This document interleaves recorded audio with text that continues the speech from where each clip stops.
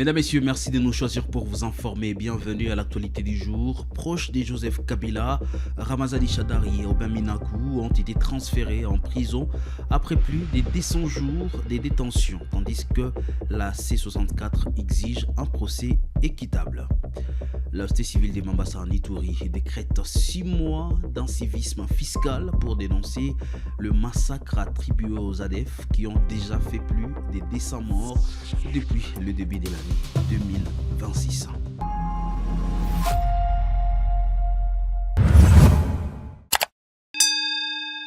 Aujourd'hui c'est lundi, bienvenue et merci de nous choisir pour vous informer. Vous avez complètement raison, proche de l'ancien président Joseph Kabila et hauts responsables du PPRD, Ramazani Shadari et Aubin Minakou ont été transférés en prison après plus de 200 jours de détention. La C64 exige leur représentation devant leur juge naturel et maintient la pression sur les autorités congolaises. Ketia Rugamika nous fait les points. Le secrétaire général du PPRD, Ramazani Shadari et Aubin Minakou, ancien président de l'Assemblée nationale, ont été transférés en prison. Tout proches de l'ancien chef de l'État Joseph Kabila sont détenus depuis plus de 200 jours accusés de plusieurs griefs. La coalition C64 demande aux autorités congolaises de présenter les deux opposants à leur juge naturel. La C64 a pris note du transfèrement annoncé de M. Aubin Minakou et Ramazani Shadari vers un lieu de détention connu après plus de 200 jours de détention clandestine arbitraire. La C64 exige qu'ils soient présentés devant leur juge naturel pour un procès équitable dans le respect strict de droits fondamentaux garantis à tous les citoyens, a déclaré la C64 dans un communiqué. Dans ces communiqués, la coalition Article 64 condamne également les attaques perpétrées contre les membres du parti de la C64, MRC, LGD, Ensemble au Camp Luka, à l'occasion d'une réunion politique le 6 août ainsi que celle dirigée contre le siège de l'ECID le 7 août. La C64 réaffirme les positions formulées dans ces deux derniers communiqués de 20 et 29 juillet 2026 et rappelle que l'échéance du 15 août demeure inchangée. À l'expiration du délai fixé et à défaut de réponse concrète aux exigences formulées, la coalition reprogrammera sa marche en menaçant le leader de l'opposition congolaise. La C64 note aussi avec satisfaction la restitution à Maître Olivier Kamitatou de son passeport précédemment confisqué. Les actes d'intimidation et de violence ne sauraient remettre en cause l'exercice de droits constitutionnels ni détourner la coalition de son engagement en faveur de la défense de la Constitution, de l'état de droit et de liberté publique, a déclaré la C64, qui rappelle que la date butoir du 15 août est maintenue pour la suite de ses actions. Cette déclaration intervient alors que le président Félix Tshisekedi avait annoncé accepter un dialogue inclusif sous l'égide de la SANCO et l'ECC. Je l'ai dit au sommaire de l'actualité du jour, la synergie de la société civile et des forces vives du territoire de Mambasa en Ituri a décrété dimanche 6 mois d'incivisme fiscal. Elle dénonce le massacre des civils attribués aux ADF dans la région et qui ont déjà fait plus de 200 morts depuis les débuts de l'année. La structure déplore également l'inaction de FARDC et de l'UPDF, mais également de la MONUSCO face à ces tueries. Elle appelle ainsi la population à ne pas payer les taxes pendant cette période.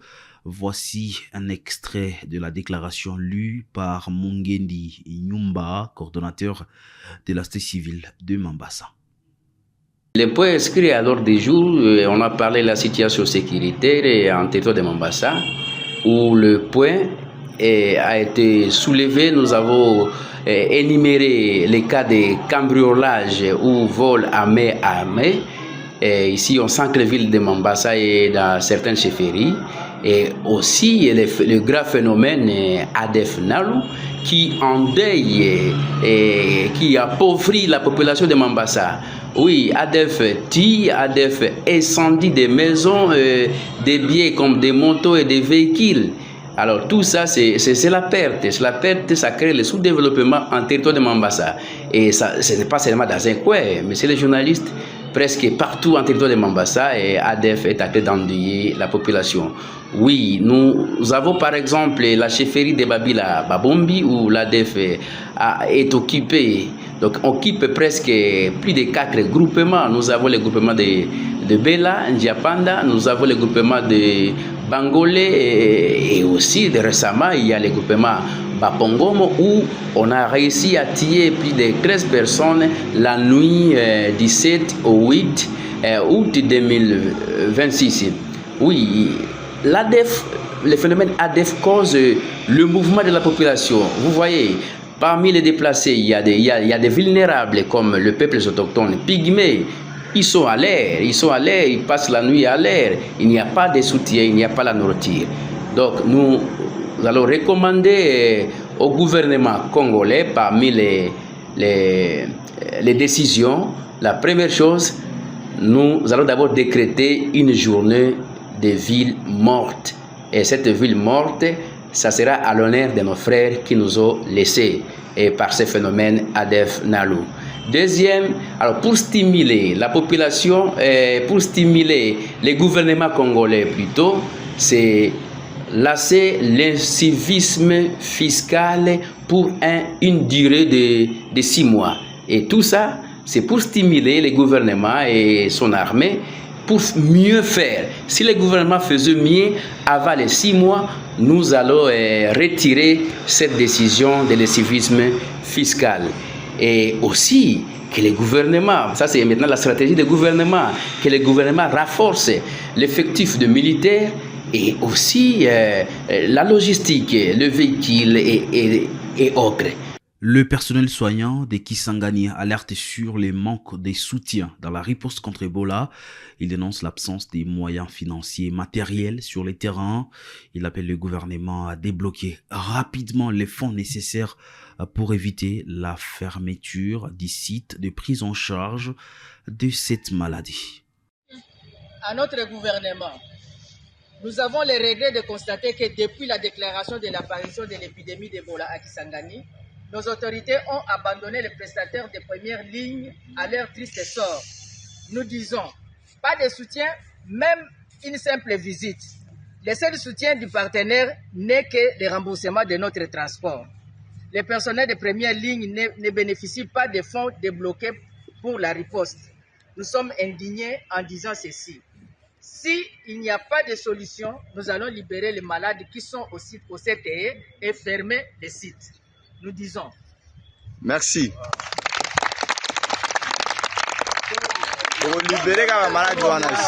Autre chose à présent, l'adjointe au maire de Kasumbalesa, Fifi Muitaba, annonce l'interpellation d'un individu suspecté d'être impliqué dans le meurtre du cambiste Thomas Mouya.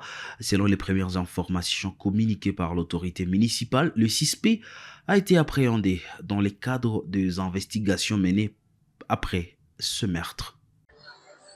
Ya kwanza ina présenter ba condoléances aux familles ya Papa Thomas, la famille biologique, na kupresenter aussi condoléances bakaji bote mamuji yetu ya Kasumbalesa. Thomas alikuwa mtoto wetu. Thomas c'était un fils calme, serviable. Batu bote pa Kasumbalesa bari mufamia. Alors bale bajambazi barikuya banakuya kutubebea mtoto wetu depuis jana. Ce que je peux demander à la population ni ya tukale kimya, maenquête ilisha kwanza, tunesha kuweka deja mkono kwa mtu moya na Mungu atasaidia. Mtu wote ula rikomplote, mtu wote ula riparticipe mulufu ya mtoto wetu Toma, justice ya Mungu iko wako. Justice ya Mungu iko wako. Demander à la population, c'est d'être calme et de faire confiance à la police, de faire confiance kwa service yetu ya sécurité, tutumike pamoja. Parce que leo, bale babandi, bale beko na kwa kopere, mwetu mukasumbalesa. Tuko na bapokelea paka kwetu kumanyumba. njo bale tuko na bapokelea, se faire attention, ata mugeni kani anafika, ata kama ni ndugu yako anakuya, parce que bengine bako nakimbia ni kukolwezi, banakimbia Likasi, banafika huko banasema tunaenda kubanduku yetu, me njo benyewe bale bako natuletea birio leo mwetu mukasumbalesa. Les enquêtes sont en cours. Je demande à ce que tu respectes mémoire ya mutoto yetu Thomas. La famille est encore blessée, touchée par hii lufu inafika. Il faudrait pas que batu bengine ba profiter ya kufika kwanza kuchoma. C'est pas la famille qui a fait ça. Jusque là la famille n'est qu'à le kunaria. Mais ni paka shie, pengine ni paka benyewe bale. Beko derrière ile lufu ile njo beko natafuta tena kuleta désordre juu ya kutafuta kubrouiller ma piste. Nous vous rassurons et nous vous garantissons que les enquêtes sont déjà en cours. Nous allons prendre batu bote bale barkuya muile lufu ya mtoto yetu Thomas. L'actualité nous amène à Lubumbashi. Le gouverneur Martin Kazembe Choula accélère les travaux routiers à Lubumbashi. Les travaux d'asphaltage avancent sur l'avenue des Cimetières à Kampemba, la route du Carmel et les boulevards RDC à Golf Camping. Ces chantiers améliorent progressivement la circulation et surtout les cadres de vie des habitants. Reportage. Sur les différents chantiers visités, le constat est encourageant. À l'avenue de la RDC, dans le quartier Golf Camping, le changement est visible. Cette artère, autrefois difficilement praticable, reçoit progressivement sa couche de base sur un linéaire de 2,7 km. Les engins sont à pied d'œuvre sur la chaussée pour préparer la pose de la première couche. Une évolution qui réjouit les habitants de la contrée et qui salue l'action du gouverneur de province Martin Kazembe Choula. Tunashukuru sana province yetu ya Okatanga. Tunashukuru na gouverneur wetu Martin Kazembe Choula. Antuka hii balabala kama ukitoka pale Pakapende ukifika hapa mumvula walikuwa netubebaka ku 3000 francs. 3000 francs mu 1 km et demi. Me hapa sasa bongo punaishi. Hatukuwa na uwazia paske hii balabala akukue mtu wa kuitukumbuka. Na wakati tuliona tu bulongo inafika hivi na hivi tuliwaza tu ase petete ni kuplanire tu biabuli. Hapa balabala antuka mwebe nye munaona. Antuka Mungu amubariki. Personnellement, ça fait 3 ans que j'avais décidé de venir chez moi en chantier. Ça n'a pas été facile sur la route. C'était vraiment délabré. Que ce soit la voiture ou quoi, on ne pouvait pas marcher normalement. Et lorsque nous avons vu les changements de cette route, il y a une joie immense. Le fait d'arranger notre route, vraiment vous épargnez contre beaucoup de choses, la poussière, la boue. Vraiment, nous disons vraiment merci au gouverneur. Après des années de démarches, nous avons agréablement été surpris de constater qu'il y a des engins qui se sont pointés et qui ont commencé à faire ce travail de la route. C'est une immense joie que nous ressentons. Nous lui sommes extrêmement reconnaissants. Nous sommes également extrêmement reconnaissants à l'égard du chef de l'État, Félix Tshilombo, qui est en train d'impulser cette dynamique, de voir qu'aujourd'hui, le boulevard de la RDC qui faisait la honte est effectivement en train de revêtir sa plus belle robe. À l'avenue circulaire, la couche de base est déjà posée. Même constat à l'avenue Carmel dans le quartier Kalouboué. Il ne reste plus que la couche de roulement pour achever les travaux. Sur l'avenue des Aviateurs, les travaux se poursuivent également à un rythme soutenu. L'entreprise chargée de l'exécution construit actuellement les bordures et procède au dépôt de gravier en prélude à la pose de la première couche. Les engins poursuivent leur balai sur ce chantier. Baba, tunashukuru sana. Hii kitu hiyo anatufanyia parce que hii barabara yetu hatukulia kiasi itakuya hivi. Meleo inakuya hivi. Mungu abariki sana. Manyumba yetu inakuwa na valeur. Hii barabara yetu tuteswa na mbaya sana. Kazembe Choula abage kutu pale. Tunamupenda sana. La reconstruction de cette avenue revêt un caractère particulier pour les habitants. Il s'agit, selon les témoignages recueillis sur place, de la deuxième construction de cette artère depuis l'époque coloniale, soit plus d'un demi-siècle après les premiers travaux. Autre chantier visité, l'avenue Sedem, marché Moïse, longue de 1300 mètres. Les travaux sont engagés à la fois du côté Sedem et du côté marché Moïse. Sur ce dernier tronçon, le décaissement est déjà terminé et le rechargement couvre les 500 premiers mètres. Du côté Sedem, les plateformes de gravier sont déjà en place. Elles attendent désormais l'intervention des niveleuses, des tractopelles et du compacteur pour passer à l'étape suivante. Au terme de cette visite, le constat est globalement positif. Sur plusieurs axes, les travaux évoluent à différents niveaux avec les équipes et les engins mobilisés sur le terrain. La transformation progressive de ces artères devrait, à terme, améliorer la circulation et les conditions de mobilité des habitants de la ville de Lubumbashi. Le ministre provincial de l'Environnement, Léon Moulumba, a lancé lundi l'opération de démolition des terrasses construites sur l'emprise publique sur l'avenue Campela dans la commune de Kalamu à Kinshasa. Cette opération vise à libérer les espaces publics occupés illégalement, faciliter la circulation et préserver les entreprises réservées à l'usage collectif. Le ministre est déjà sur le terrain à Capella.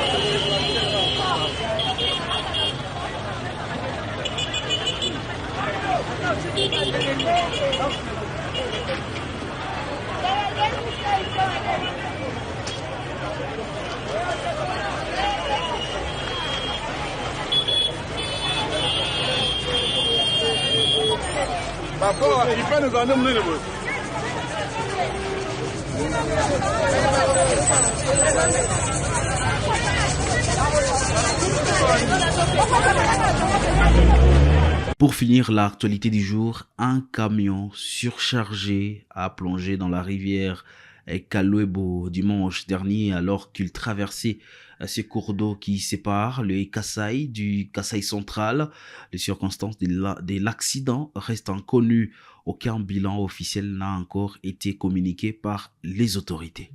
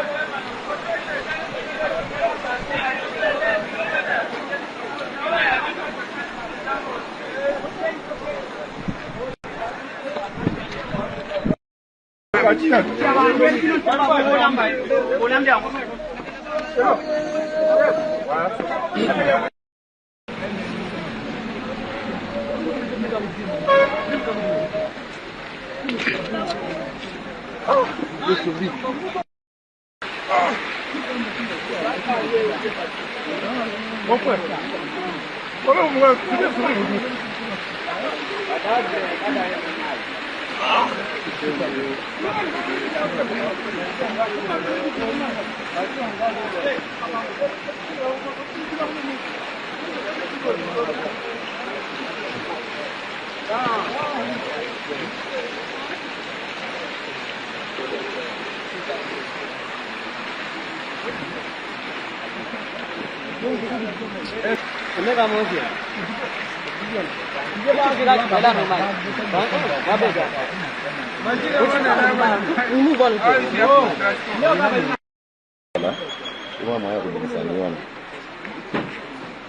Apa bomi pesa na bulo bolo watu bashite tikali muke wana. Oyo zana mvanda d'abord.